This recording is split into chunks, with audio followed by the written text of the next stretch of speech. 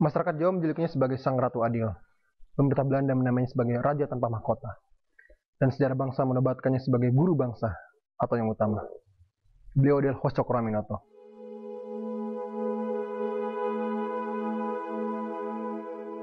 Hai guys, selamat datang di Windis. Nama saya Muhammad Iqbal. Hari ini kita akan melihat sejarah singkat ataupun biografi dari salah satu tokoh pahlawan nasional kita, yaitu Hosokoro-Aminoto. Namun sebelum kita melihat biografi beliau, mungkin dari kalian ada yang belum tahu nih siapa sih Hosokoro secara ringkasnya. Nah, Hosokoro adalah salah satu tokoh pertama yang menggagas akan nasionalisme di bumi Nusantara. Beliau juga merupakan guru besar dari Bapak Proklamator kita, yaitu Bung Karno. Beliau juga menghasilkan murid-muridnya sebagai tokoh nasionalis, walaupun berhaluan kiri. Beliau juga merupakan ketua masyarakat Islam yang paling besar dan paling berpengaruh dalam sejarahnya. Nah, mari kita lihat sekarang biografi beliau. Hosokoro lahir pada tanggal 16 Agustus 1882 di Bakur Sawahan, Madiun, Jawa Timur. Dengan nama lengkap Raden Mas Umar Said Cokro-Aminoto. Beliau adalah anak kedua dari 12 bersaudara. Berdasarkan silsilah keluarga, ia memiliki darah kiai dan priai. Karena ayahnya adalah seorang pangereh praja dan buyutnya adalah seorang alim ulama. Semasa kecil beliau dipanggil dengan nama Umar Said dan orang tuanya berharap suatu saat beliau dapat bekerja sebagai pegawai pangereh praja penerus tradisi priai Jawa, yang mana masih tunduk pada sistem pemerintahan Belanda. Oleh sebab itu beliau disekolahkan ke Ospia, sekolah calon pegawai Bumi Putra Magelang. Semasa kecil Hosokoro bukanlah anak pendiam, dan beliau adalah anak agresif. Biasanya disebut juga dengan anak yang nakal. Karena itu wajar ketika pada masa kecil, kreativitas Hosokoro kecil menyebabkan dia menjadi dominan di antara teman-teman sebayanya. Dan di umur ke-20 tahun, akhirnya dia lulus di sekolah Ospia. Dia sempat bekerja sebagai juru tulis di Glodok Purwodadi, di Kesatuan Pegawai Administratif Bumi Putra di Ngawi. Saat itu pula Hosokoro dinikahkan orang tuanya dengan anak pria lain, yaitu R.A. Suharsikin. 3 tahun bekerja sebagai juru tulis tidak membuatnya bermimpi untuk melakukan tradisi priai pangereh praja. Jiwa beliau mulai berontak dan banyak pertanyaan yang muncul dalam pemikirannya. Kenapa masyarakat Jawa mau diperintah oleh orang Belanda? Kenapa masyarakat Jawa juga harus tunduk kepada sistem pemerintahan Belanda? Kenapa adanya petani miskin yang melarat harus mengeluarkan setor keuangan kepada pemerintah Belanda? Mengapa kaum priai ataupun sekolah-sekolah yang eksklusif hanya untuk seperti orang seperti beliau saja? Kenapa pendidikan dibeda-bedakan dengan kaum-kaum ataupun rakyat kecil dan lain sebagainya? Hingga akhirnya pada tahun 1905, Hosokoro mengundurkan diri dari pekerjaannya, yang mana sebagai bentuk perlawanan terhadap sistem feodal. Dengan mengundurkan diri dari pekerjaan tersebut, membuat resah keluarga priai, terutama dari ayah mertuanya. Ayah mertua beliau menginginkan Hosokoro menjadi seorang birokrat, namun tentu beliau tidak setuju. Akhirnya percakapan perdebatan dengan mertuanya terus meningkat, hingga suatu saat Hosokoro sadar akan dihadapinya, dan dia akhirnya memutuskan sesuatu yang sangat nekat, yaitu kabur dan meninggalkan rumah kediaman mertuanya, yang mana pada saat itu sedang dia tinggali. Dan juga dia meninggalkan seorang istri yang sedang hamil anak pertama.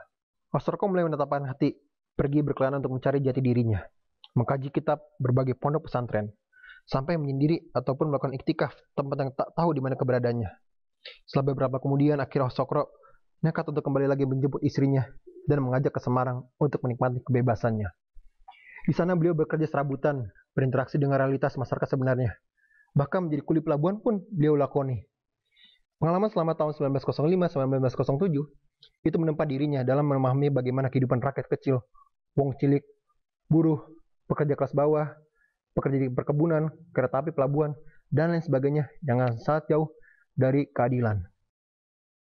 Lalu pada tahun 1907, Hosokoro pindah ke Surabaya, melanjutkan sekolah di BAS Teknik Sipil jurusan mesin, sekaligus bekerja di perusahaan dagang.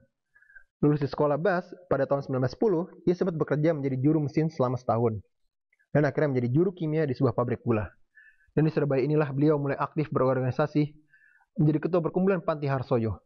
Di sela pekerjaan di pabrik gula, Hosokoro mulai mempunyai bakat dan kecerdasan yang masih langka pada saat itu, yaitu menulis, terutama tulisan berbau jurnalistik. Banyak tulisan beliau mengenai kondisi mengenaskan akibat eksploitasi perusahaan-perusahaan dan juga kependudukan kolonial Belanda.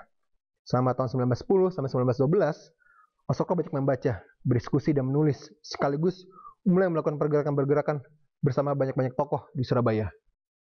Selama di Surabaya, rumah Hosokoro sering dijadikan tempatnya bertemu para tokoh dan juga diskusi. Bahkan salah satu muridnya yang mengkos di rumah beliau, yaitu Bung Karno, menjuluki rumahnya sebagai dapur nasionalisme. Pak Cokro sendiri terkenal di kalangan Belanda karena sifatnya sangat radikal dan melawan sistem. Dia berani duduk tegap di hadapan para pejabat ataupun pemerintah Belanda, dan tidak takut untuk ngomong tanpa tunduk terhadap atasannya. Dan dia juga berani namanya duduk sambil menyilangkan kakinya, yang mana pada saat itu sebagai sistem perlawanan terhadap Belanda. Pada tanggal 16 Oktober 1905, Keputusan Sarekat Dagang Islam bertemu dengan beliau bersama para tokoh-tokoh lainnya.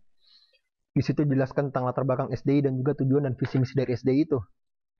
Wasroko tertarik untuk menjadi anggota SDI dan menjalankan SDI di Surabaya sebagai bentuk keberpihakan kepada pribumi.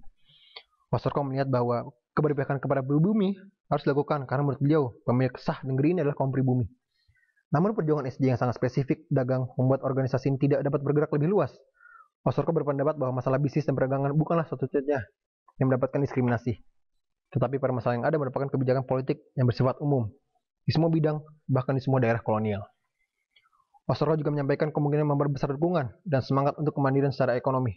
Tidak cukup hanya dijalankan oleh pedagang saja. Organisasi harus diperluas, tujuannya tidak hanya berorientasi perdagangan saja, tetapi lebih baik dikenakan pada kebersamaan semangat keislaman.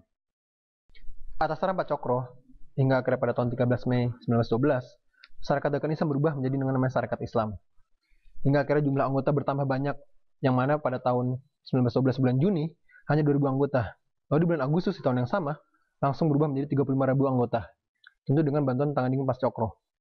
Sehingga akhirnya anggota-anggota Sarekat Islam bukanlah pedagang-pedagang saja, melainkan buruh, petani, pangeran, mangkunegara, dan para pejabat lainnya ikut serta dalam organisasi Sarekat Islam. Dan Hos Cokro sendiri melakukan sebuah langkah yang sangat besar, yang mana belum pernah dilakukan oleh anggota ataupun pemimpin SDI sebelumnya, yaitu gerakan show force, yang mana melakukan rakbat akbar di lapangan umum terbuka yang bisa dihadiri oleh banyak orang dan pun masyarakat lainnya. Nah, pada tanggal 18 Juni 1916 di kota Bandung, sebuah peristiwa monumental muncul. Masyarakat dan anggota SI berbondong untuk menghadiri kongres dan juga mendengar pidato dari Hos Cokroaminoto.